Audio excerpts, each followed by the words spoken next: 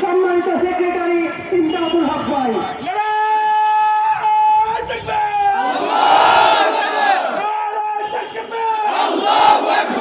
ইসলামী ছাত্র শিবির জিন্দাবাদ জিন্দাবাদ জিন্দাবাদ জিন্দাবাদ ইসলামী ছাত্র শিবির ইসলামী ছাত্র শিবির জিন্দাবাদ জিন্দাবাদ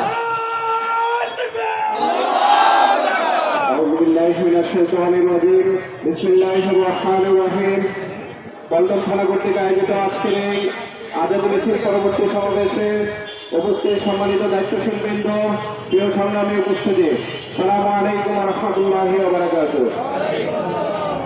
সংগ্রামী উপস্থিতি, আজকে বাংলাদেশ তার স্বাধীনতা পরবর্তী গত 54 বছরে সবচেয়ে ঐতিহাসিক ত্রয়োদশ নির্বাচনের সামনে দাঁড়িয়ে আছে। যে নির্বাচনকে কেন্দ্র করে আমরা বিভিন্ন জায়গায় বিভিন্ন ধরনের ট্রেনিং এবং ট্রেনিং দেখতে পাচ্ছি, সেই নির্বাচন ছিল জুলাইয়ের নির্বাচন। যে বাংলাদেশকে গঠন করতে গিয়ে আমাদের শহীদ শরীফ ওসমান হাদি ভাই শহীদ হয়েছেন, আমাদের আবরার ফাহাদ শহীদ হয়েছেন, আমাদের শহীদ আবু সাইদ মুক্ত শহীদ হয়েছেন, ওয়াসিমরা শহীদ হয়েছেন।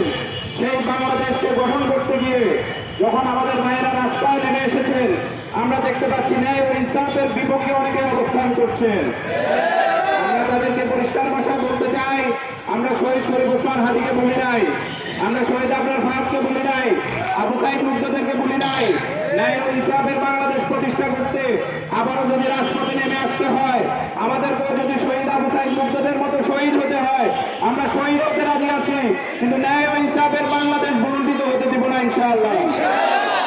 সংগ্রামী উপস্থিতি, সারা বাংলাদেশে আমরা দেখতে পাচ্ছি যেখানে একটি দল তারা নিয়মিত গণভোটের বিপক্ষে অবস্থান করছে, মানুষের চাপে পড়ে তাদের চেয়ারপারসন একবার মাত্র হ্যাঁ ভোটের পক্ষে অবস্থান করেছিলেন। কিন্তু তাদেরকে আমরা পরিষ্কার ভাষায় বলতে চাই, আগামীর বাংলাদেশ ন্যায় ও ইনসাফের বাংলাদেশ, আগামীর বাংলাদেশ সন্ত্রাসবাদ মুক্ত বাংলাদেশ, আগামীর বাংলাদেশ চাঁদাবাজ মুক্ত বাংলাদেশ। সেই বাংলাদেশে যারা অবস্থান করবে তাদেরকে অবশ্যই গণভোটে হ্যাঁ অবস্থান করতে হবে। আমরা সকল বাংলাদেশের সকল মানুষকে আহ্বান করতে চাই, আগামী 12 তারিখ বাংলাদেশে ন্যায় ও ইনসাফ প্রতিষ্ঠা করতে, চাঁদাবাজ মুক্ত বাংলাদেশ প্রতিষ্ঠা করতে, দর্শন মুক্ত বাংলাদেশ প্রতিষ্ঠা করতে আপনারা সকলেই গণভোটে হ্যাঁ দিবেন ইনশাআল্লাহ। একই সাথে দেখতে পাচ্ছি আজকে যখন একটি জুলাই আন্দোলন পরবর্তী বাংলাদেশে আমরা যখন একটি সুন্দর সুষ্ঠু নির্বাচনের প্রত্যাশা করেছিলাম, কিন্তু আমরা দেখতে পাচ্ছি সেই ফ্যাসিবাদী আমলের মতো আজকে একটি দল তারা নতুন করে ফ্যাসিবাদ কায়েম করতে চায়।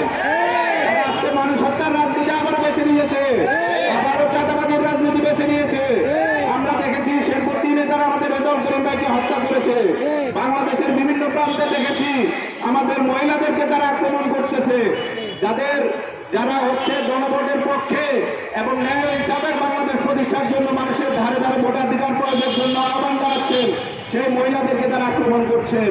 আমরা তাদেরকে পরিষ্কার ভাষায় বলতে চাই, আগুন নিয়ে খেলা করার দুঃসাহস করবেন না, আপনারা দুর্বলতা হিসেবে নেবেন না। আমরা আমাদের মা বোনদের ন্যূনতম সম্মান মেনে নেব না বাংলাদেশে।